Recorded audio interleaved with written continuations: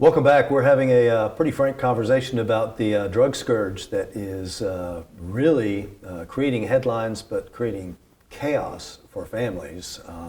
At the top of the program, we were telling you about 3 people just the other day here in Catoosa County that were unresponsive. Unfortunately, they were revived. Hours later, another 3 people in Walker County were found the same way. Unfortunately, they did not survive. At the same time, we're hearing from Hamilton County hospitals to our north in Chattanooga that they're seeing a spike in these as well.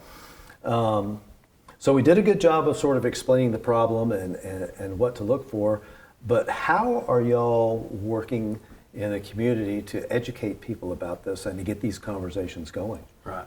Well, I've been in the high schools, mainly Heritage High School, but I go in and teach death investigation there 2 or 3 times a year, and always make it a point. I have a PowerPoint that I really show a lot about fentanyl, how little of amount it takes to be fatal, and then of course we're offering a lot of resources through the Catoosa County Coroner's Office.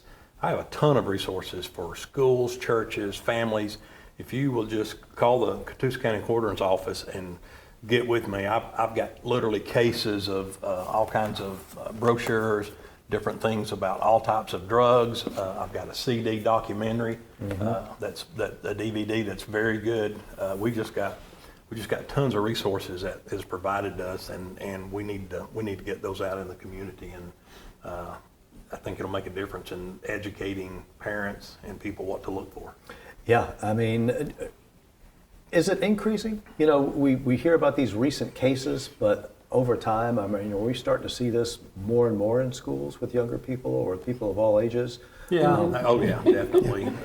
You know, it's everything trends through schools. You know, marijuana use. Now it's vaping. Now a lot of our local schools are having to make decisions about vaping and you know, discipline, those kind of things, because it's becoming you know, vaping is a very popular thing now. Yeah. And then that'll fade, and we'll get back into alcohol-related issues. It's just, it's like Benita said. They're just after our young people. Sure. They're after a whole new generation of creating addicts that's going to sustain their business for years.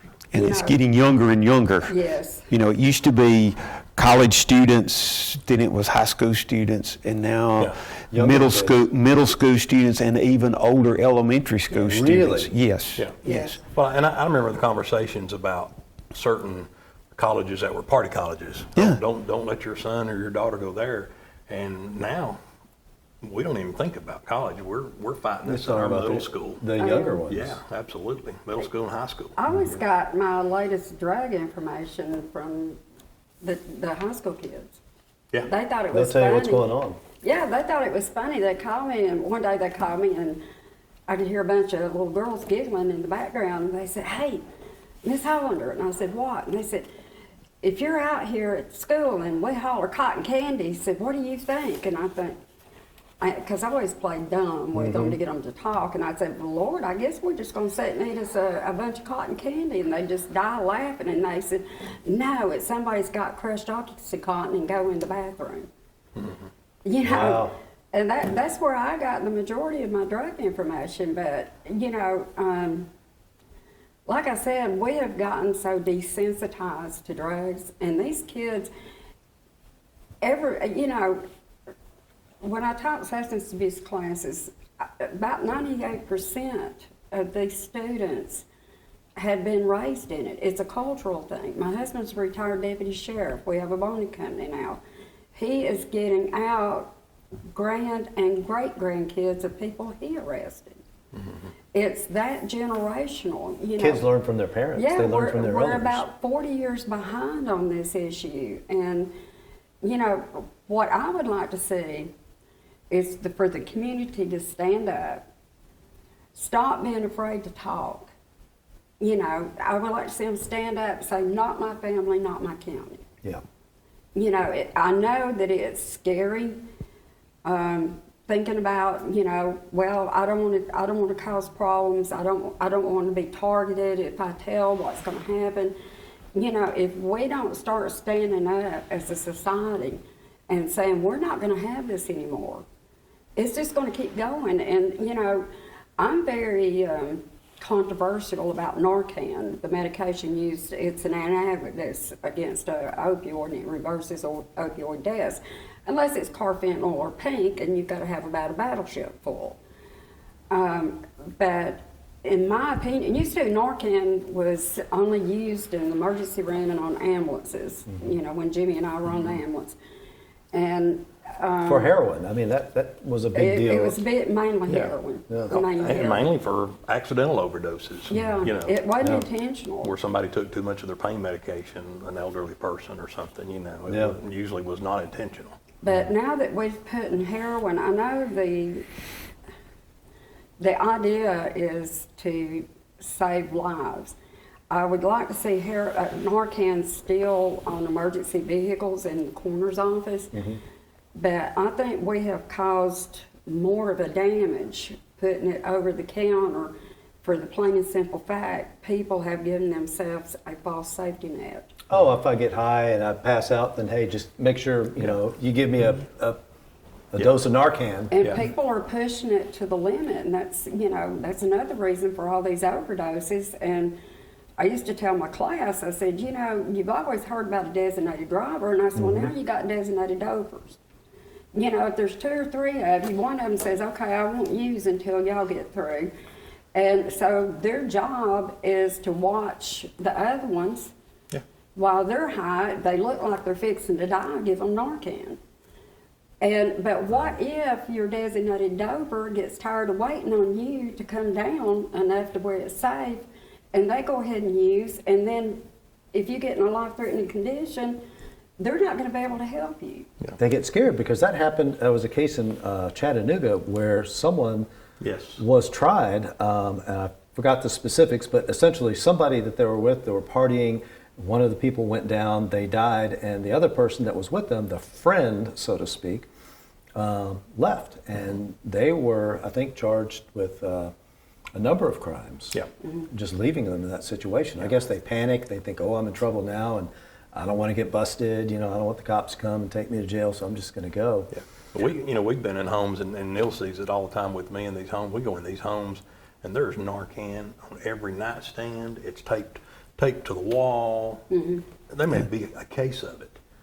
I mean, that it was shipped in a case. And you know they're using, because nobody in their right mind is going to have that kind of stuff at home. Absolutely. Right. I mean, they have more Narcan than I could even obtain for the coroner's office. Yeah, I mean, they just cases of it. But it's literally, you know, it's on every nightstand, the kitchen table, and garbage can will be full of used doses, you know, where they've used it and never even sought medical attention. So, and I don't know if Jimmy's had any yet or not, but you know, there is no concern or loyalty to a human being. And I had cases of where people had overdosed in somebody's home, and instead of trying to call for help for them or doing the right thing and calling 911, they'd dump the body. Most of the time, they wouldn't even have any identification on them. And, you know, we got one right now that is about 5 years old, 6, the one out on Bandy Road. Oh, yeah. You know, and she had not been out there. Well, she'd been out there a little while, but not real long. But, you know, we still to this day, it took an act of Congress. I mean, her fingerprints is what actually identified her. Wow. But it's never been solved as to who dumped her body. And that's awful. So how do we even start to bring this down? You know, bring down these incidents, bring down the usage and the demand for this. Is it conversations? Is it more laws, stricter enforcement? You know, trying to work on this internationally and to target the people that are supplying the materials to make this. How do we even begin? Because it seems like we're just on a path to nowhere. Yeah, on a local level, that's exactly this right here. We've got to have the discussions. We've got to get law enforcement involved, and they are involved. We've got to get them involved in running down these dealers, these buyers, and they're great at doing that. But we've got to have the law. We've got to have the legislator behind them to, you know, put penalties on these things instead of just letting them get out of jail. I hear anecdotally from law enforcement that they'll have repeat offenders. You know, they've been to that house It's before, recidivism. they've given them Narcan before, they've overdosed before.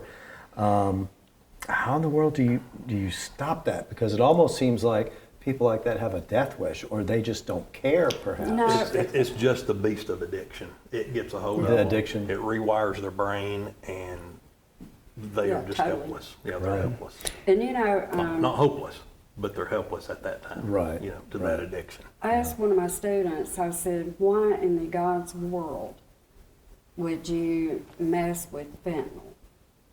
And he said, Mama V, he said, if you tell me it's the highest high that I can ever have, he said, I'm going to go for it. Wow.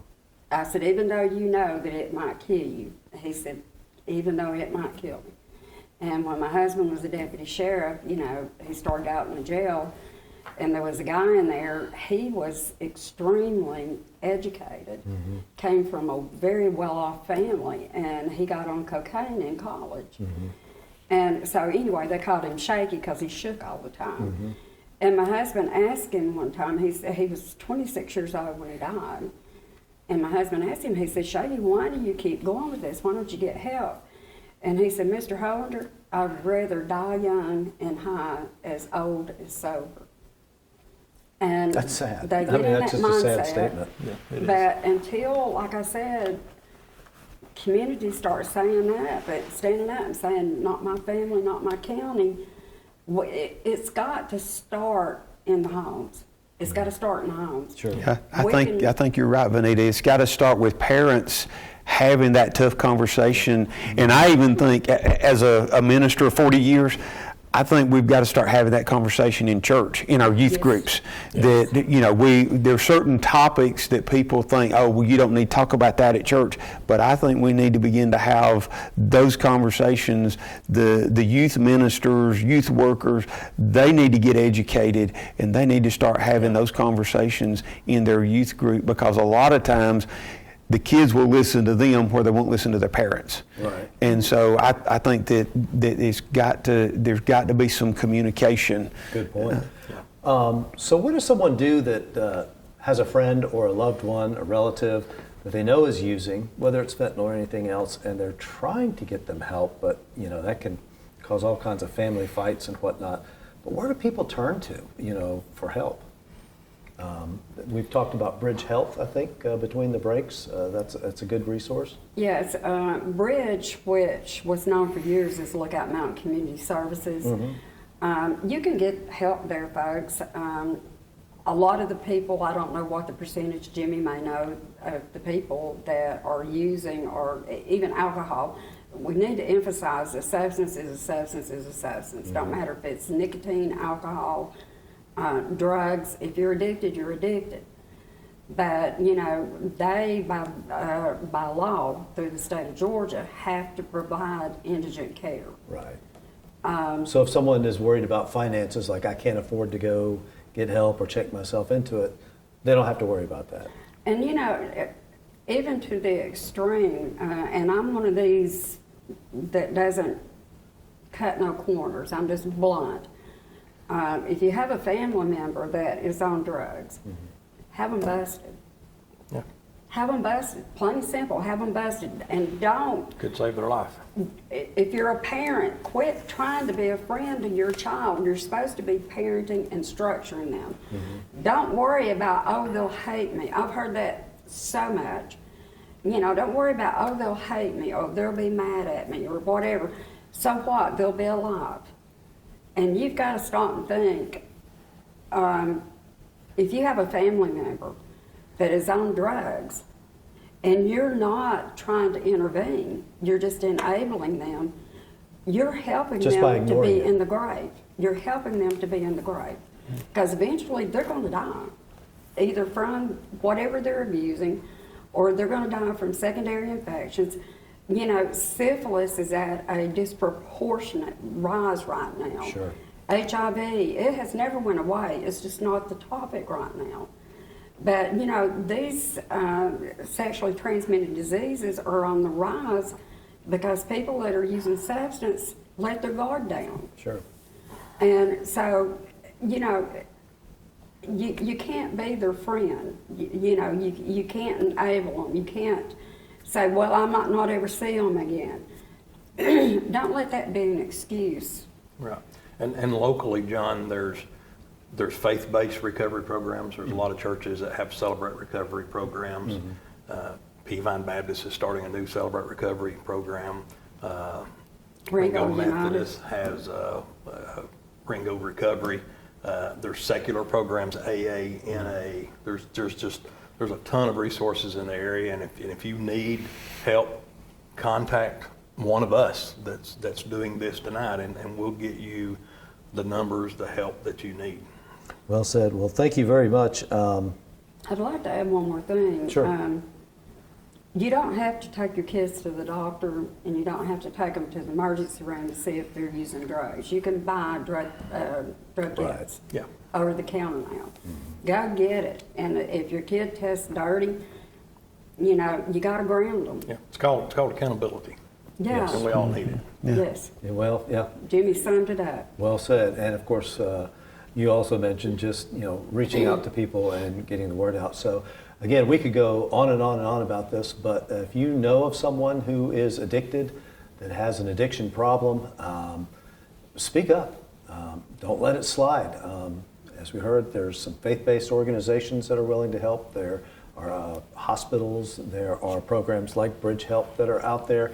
And the hardest step to take on a road to recovery is that first step. Like with so many other things in life, when you're challenged with something, that hardest step is the first step. So we hope you do. We certainly appreciate your company tonight, and we're going to do everything we can to keep the conversation alive. Until next time, have a good night.